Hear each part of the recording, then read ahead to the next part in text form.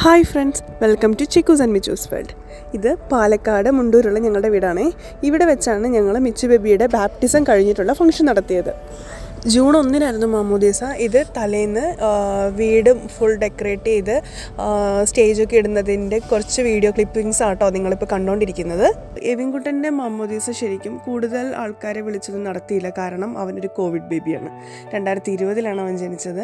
അതുകൊണ്ട് കുറഞ്ഞത് 50 പേര് എന്നൊരു കണക്കന്നുണ്ടായിരുന്നു. അതുകൊണ്ട് നമ്മൾ അങ്ങനെ കുറച്ച് പേരെ വിളിച്ച് മാത്രം നടത്തിയത് കൊണ്ട് അതും ഇവിടെ വെച്ച് തന്നെയായിരുന്നു, വീട്ടിൽ വെച്ച് തന്നെയായിരുന്നു.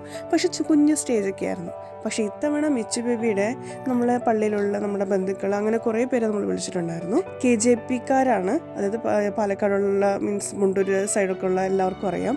KJP എന്ന് പറയുന്നത് അവിടുത്തെ ഫേമസ് ഒരു കാറ്ററിംഗ് സർവീസാണ്. അതായത് അധികമായിട്ടില്ല, സ്റ്റേജും കൂടെ ചെയ്ത് തുടങ്ങിയിട്ട്. ഞങ്ങൾ എവിൻകുട്ടൻ്റെ ഫുഡും കാര്യങ്ങളും മീൻസ് മാമോദീസയുടെ ഫുഡും കാര്യങ്ങളൊക്കെ അവർ തന്നെയായിരുന്നു. ഞങ്ങളുടെ എൻ്റെ അച്ഛൻ്റെ കല്യാണത്തിനും KJPക്കാർ തന്നെയായിരുന്നു. അപ്പം അവരിങ്ങനെ ഇവൻറ്റ് മാനേജ്മെൻറ്റും ചെയ്യുന്നുണ്ടെന്ന് അറിഞ്ഞ് അവരെ ഏൽപ്പിച്ചതാണ് കേട്ടോ സ്റ്റേജ്. പറയാതിരിക്കാൻ പറ്റത്തില്ല, സൂപ്പറായിരുന്നു. ഇതാട്ടോ സ്റ്റേജിൻ്റെ ഫൈനൽ ലുക്ക്. കൊള്ളാം അല്ലേ? കുഞ്ഞിൻ്റെ ഈ ഉടുപ്പടക്കം ഫുൾ ബാപ്റ്റിസം സെറ്റ് ഞങ്ങൾ എടുത്ത് ആതിര ബാപ്റ്റിക് എന്നാണ്. ഈ കുഞ്ഞിൻ്റെ ഉടുപ്പിലുള്ള ഈ ബെൽറ്റിൻ്റെ കളർ കോംബോ വെച്ചിട്ടാണ്, അതായത് പിങ്കും ഗോൾഡൻ വൈറ്റ് പിന്നെ എക്സ്ട്രാ ഒരു പീച്ച് കളർ, അങ്ങനെയാണ് ഞങ്ങൾ സ്റ്റേജ് ഫുൾ ഡെക്കറേറ്റ് ചെയ്തത്. അത് കൂടാതെ മീവൽ ഒരു പക്ഷി ആയതുകൊണ്ട് സ്റ്റേജിലൊരു എക്സ്ട്രാ ഒരു ചിറകും കൂടെ ഞങ്ങൾ അവരോട് പറഞ്ഞിട്ടുണ്ടായിരുന്നു. ഇത് ഫോട്ടോഗ്രാഫി വെനസ്ഡേ ഡയറീസുകാരെ ഞങ്ങൾ കൊടുത്തിട്ടുണ്ടായിരുന്നത്. രാവിലെ അവളുടെ കുറച്ച് ഫോട്ടോസും എടുത്ത് വീട്ടിൽ നിന്ന് പ്രാർത്ഥിച്ചാണ് ഇറങ്ങിയത്.